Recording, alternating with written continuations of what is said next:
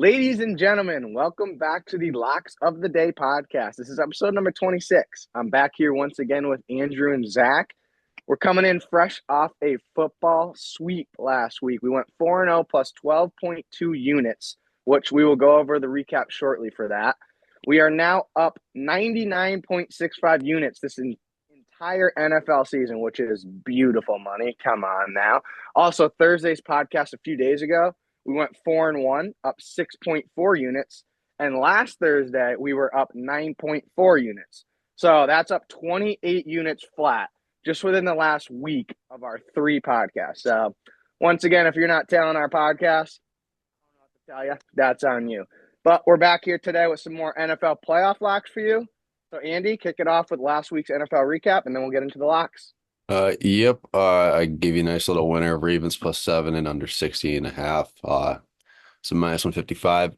Got a little close to that 60, but was still fine. Bills 127-25 is always going to be a competitive game between those two.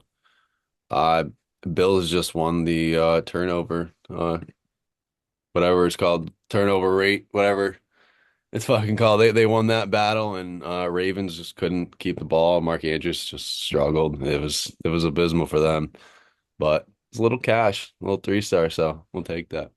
Long story short, we got the good old check mark and it cashed. Zach, you had a 3-star as well. What'd you have, kid? Yeah, we had our 3-star was Houston plus 16 and the Rams plus 14.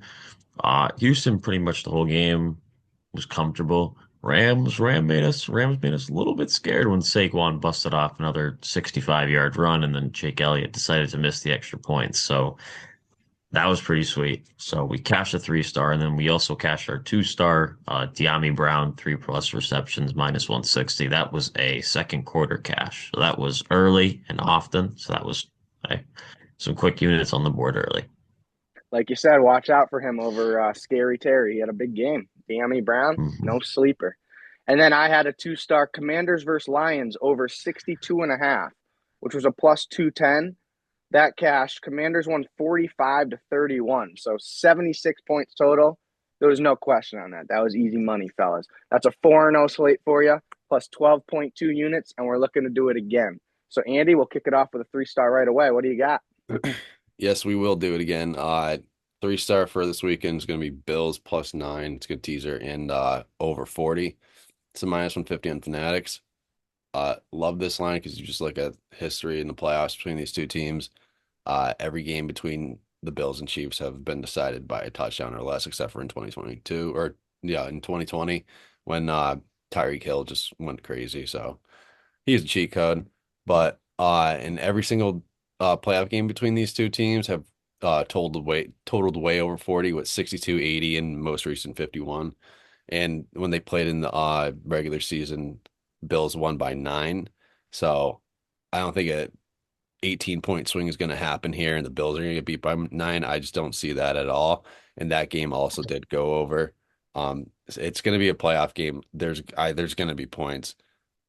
I personally think the Chiefs are going to win just because of it's the Chiefs in the playoffs. That's just what happens. But Bills are going to make it a fucking, they're going to make it a game. I'm praying, and I know everyone else is praying in this fucking country that Josh Allen wins this fucking game. Besides Kansas City, like no one wants to see this fucking team go to the Super Bowl for the goddamn 19th billionth time in a row. So give me the fucking Bills. Give me the over 40, minus 150. Lock that in. You heard it there first, fellas. And I'm going to lock in with the other 3-star, right? In the other game that starts a little before that one. We got the Eagles versus Commanders, a little 3-star. Get the Philadelphia Eagles minus 5.5 at a minus 125, about half a point versus the Commanders. Whether or not you want the Eagles to win, I don't. They are. Okay? I love Jaden Daniels. Dude is a dog, and he's had an incredible year, but sadly, it's probably going to be coming to an end. There's a reason why only one rookie QB has ever made it to the Super Bowl. Shout out Big Ben, one of the toughest QBs of all time. But yeah, it's not easy to make it there, okay? And especially when you have to go up against a freak like Saquon Barkley, who could argue could win MVP if it wasn't a QB award. You know what I mean? And the dude's just been a freak. And then he's averaging over 110 rushing yards per game, which is just ridiculous stuff. And then don't forget the Eagles are home. I believe that atmosphere is just going to be too much to handle. especially with A.J. Brown, who has been tamed and is ready to unleash at any time. I mean, he's averaging 2 receptions and 20 yards over the last 3 games. So he has 60 receiving yards and 6 receptions over the past 3 games. We know that isn't lasting forever, okay? So lock in a 3-star. Eagles -5.5 at a -125. Don't forget it. And Zach, I know you got some locks, kid. Yeah, we'll stay in that game to start.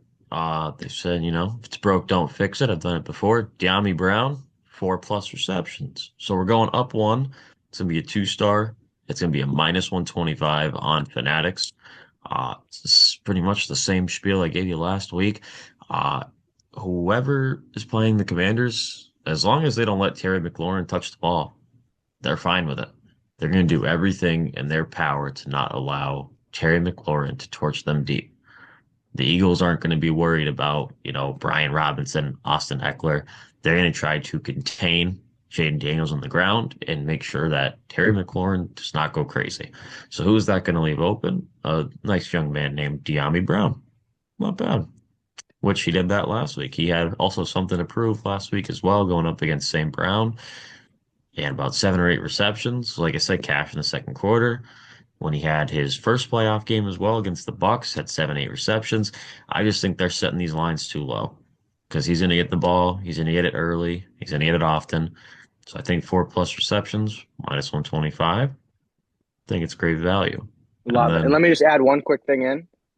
They're not going to double cover De'Ami Brown. They're double covering Terry McLaurin, like you said. But keep going. Yeah. So then for our second prop, we've got in the Chiefs-Bills game, we have Travis Kelce over 70.5 receiving yards.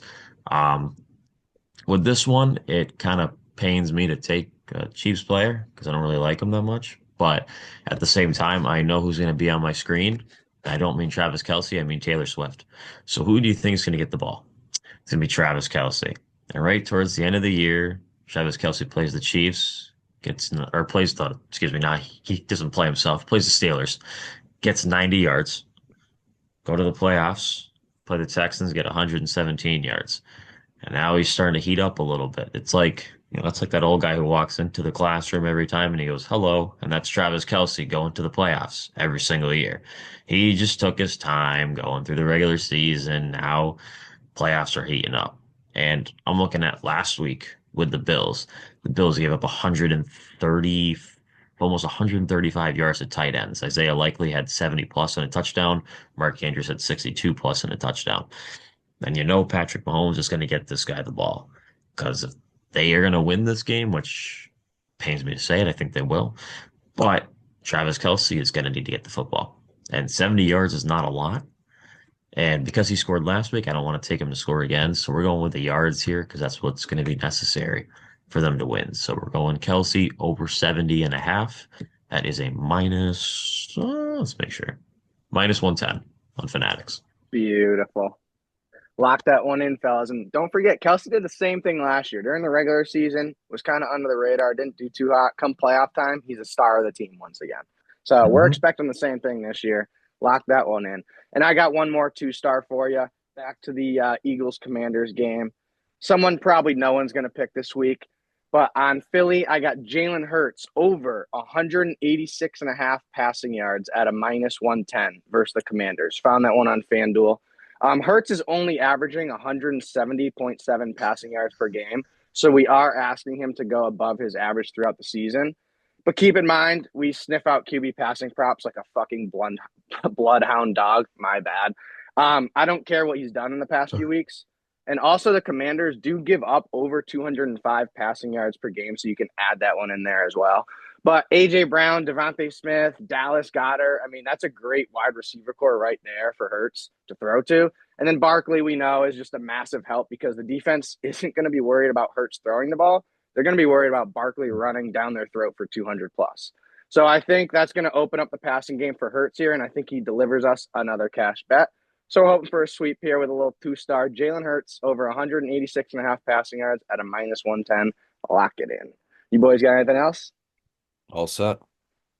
Beautiful. So that wraps up podcast number 26. Thank you for tuning in. Get your locks in because we're cashing. All right, fellas. We'll see you next Thursday. Peace.